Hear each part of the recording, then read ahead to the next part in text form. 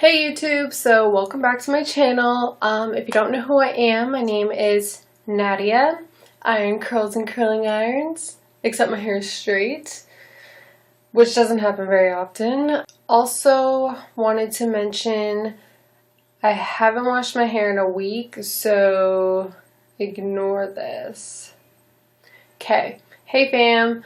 So this is my follow-up to, I think it was my previous video or 2 videos ago, where I talked about some of my GI issues that I was having and how I was trying some new things to help my stomach in my digestive tract.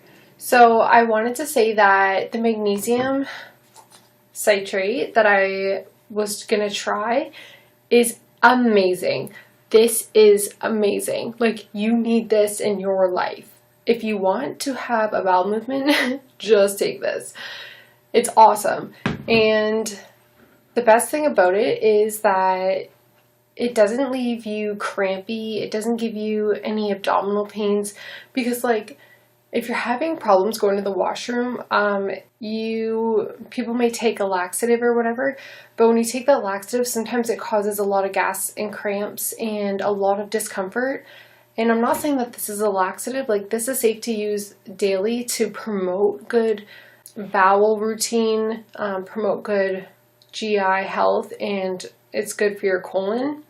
I really, really highly recommend this to anybody who has GI issues or who may be sluggish at times with their bowel movements.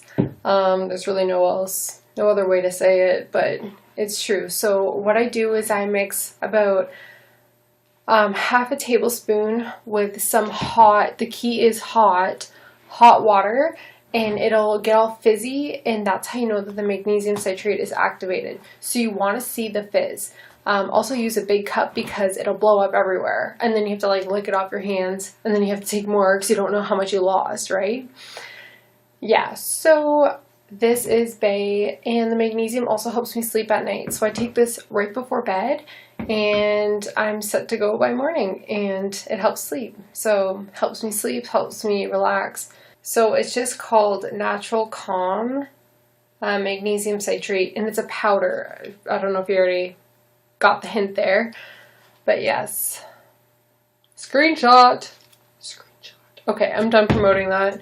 Like, I'm not affiliated with them or anything. I'm just saying that this is amazing. Okay, next thing I wanted to mention was I do take digestive enzymes with most of my meals. I take it during the meals so it can work with the food. I also take lots of digestive enzymes when I have a cheat meal. And Chloe taught me that because it helps with the bloating, it helps with upset stomach, because I'm lactose intolerant. Like, it depends what kind of lactose, but at times my body decides to be, I'm dairy sensitive, okay? I'm not diagnosed or anything, self-diagnosed, dairy sensitive, lactose sensitive. So I like to take lots of digestive enzymes to prevent the cramping, prevent the bloating during a cheat meal. And I take a probiotic in the morning, first thing on an empty stomach, with my shot of apple cider vinegar. And as I said in my previous video, apple cider vinegar is awesome for the digestive tract, has its own benefits on its own. If you want to know more about that, check out my last video, or 2 videos ago, sorry. Okay. My hair is so long. Okay, my hair is literally always in a bun that I don't realize how long it gets because it's always dirty and in a bun. But this is all real because I get asked all the time if I have extensions, and I don't. This is just my own ratchetness. And another pro tip is I literally haven't washed my hair in a week, and I am way too cheap to buy dry shampoo. So what I use is baby powder. Honestly, like, it sounds gross, and I really don't give a fuck. But sprinkle that shit over your head at night, like before you go to bed, and then by morning it's kind of all dusted off, and you're not greasy anymore. Like, it kind of looks lighter at the top, but it's not greasy. So I'd rather have lighter roots than look like a grease ball. And you guys know how much I sweat, so moving forward. I wanted to mention, I mentioned this on Instagram, and I don't know if you guys saw, but I think a lot of my GI issues has to do with sucralose. So the reason why I think this is because prior to nationals, I cut out BCAAs about 4 weeks before my show.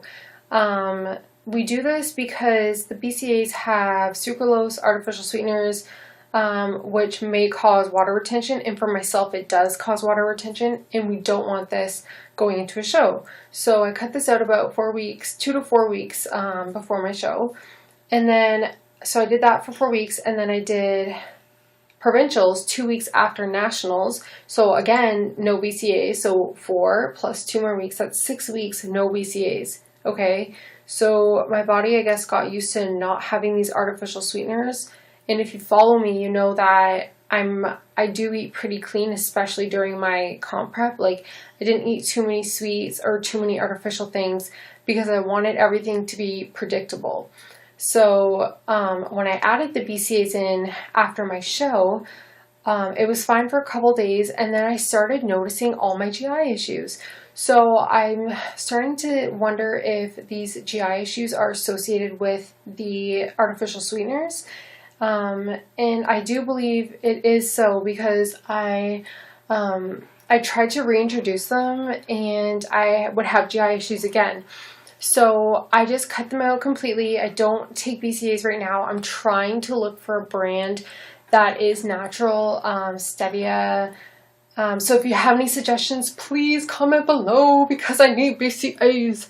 Like, BCAAs are so good if you have cravings, or like, it's just like my pre-drink. Like, you just have to drink something going to the gym, right? Something that tastes amazing. And I don't have that anymore, and it makes me so sad. Like, life is not the same, and I'm not even like over-exaggerating. I need my BCAAs. So guys, suggestions down below. No artificial sweeteners, BCAAs, yeah. I was taking AminoCore by Allmax, and I was taking that for years, and it never really bothered me, but I never cut it out. So I never got to see the effects of not taking it versus taking it. Maybe I developed a sensitivity, I don't know.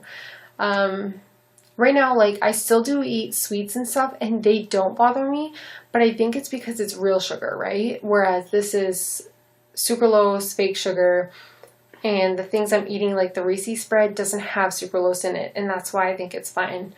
Yeah, so I just wanted to mention that as well.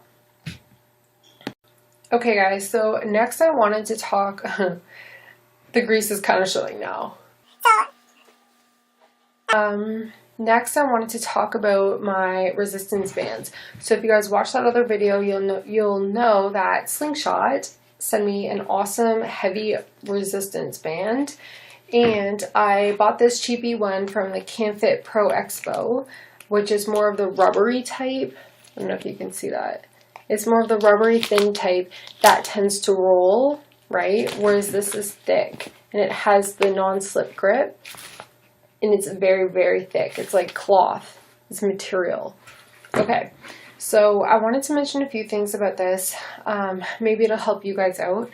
So I like to use this thicker band when I'm doing body weighted glute exercises. So for example, if I'm doing kneeling glute kickbacks with a band, well, this band it doesn't give me that much resistance, but this band works awesome.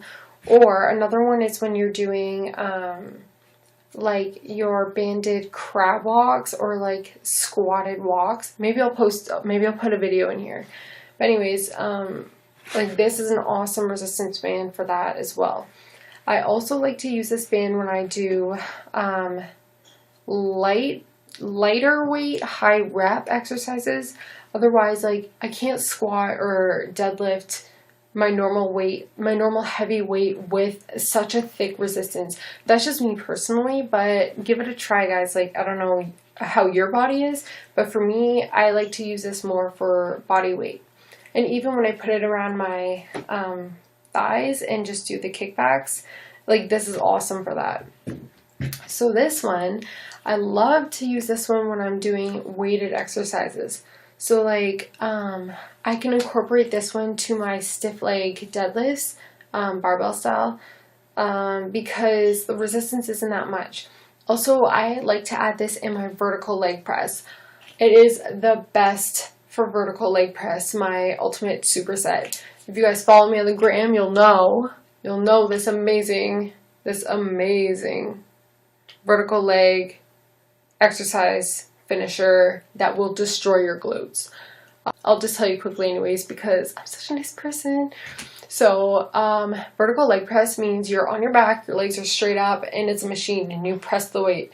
I've seen people do this with a Smith machine and press with the bar. That's a little sketchy. Personally, I wouldn't do it because I'm too scared. But so you do like a moderate weight, and you do 10 to 12 reps of wide. So you want your feet wide. You're focusing on your glutes and your hands, and then right away you superset, go into narrow stance. This is more quad focus, and it burns like no other. So you go back to back and do that for 10 to 12.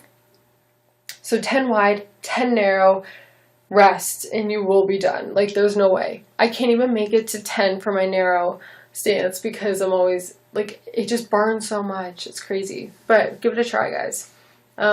This is also good for if you do the reverse hack squat good mornings. I need to post videos. Okay, reverse hack squat good mornings are my, like, favorite finisher as well. But anyways, these are perfect for those. Stuff that is where my legs aren't too wide, so there isn't that much resistance, but it gives you just that, it gives you enough resistance to really feel the tension for your outer glutes and to feel the activation. I recommend that you use the lighter band for weighted exercises and this heavy band for non-weighted glute exercises. So I hope this helped you guys. I'll try and post some videos of the random exercises that I was talking about. If you have any GI issues, I feel you. It sucks. But it's figuring out your body, figuring out what works for you. Honestly, process of elimination is like the nursing and the most common sense thing to do if you're struggling with GI issues. Obviously, you want to eliminate all processed stuff first, and then work your way. A lot of vegetables cause a lot of problems. A lot of nuts cause problems. A lot of dairy cause problems. A lot of egg whites cause problems. This might be common sense to you. It may not, but I'm going to reiterate anyways. So just process of elimination, guys, and find what works for you. But thanks for watching. I appreciate your time. And I know this wasn't as upbeat and fun, but I'll try and like flex it out for y'all. I don't really know. Thanks, guys. Please subscribe, and I love y'all. So have a nice day. Okay, guys. So like I did not plan on doing this. This is literally what I came home from the gym in. So I'm sorry you have to see me like this, but I'll try and show you a few things that I was talking about. So this is the crab walks. So focus on pushing the weight in your hands here. Okay. Focus on pushing the weight from your hands and your glutes and squeeze your outer leg. Well, like you are squeezing anyways because the band. But it burns. I just did legs. This hurts so much. Okay, so I do these. Shake it out. The other thing was these glute kickbacks. So really squeeze the glute there, in the ham. Guys, I'm sweating. So these are some of the things, or fire hydrants, like this. I can't believe I'm doing this right now. It burns so much. Okay, I can and I will. I look crazy. Okay. Ow. Okay, those are fire hydrants. Clearly you would do more range of motion, but like, I'm dead, I'm out of breath right now. I just trained legs, like I said, 100 times. What else? Oh, you can do standing. Like in between sets. You can do this in between sets to keep the activation going. Or like keep the pump up. Okay. I hope you enjoy that brutal clip that just killed me.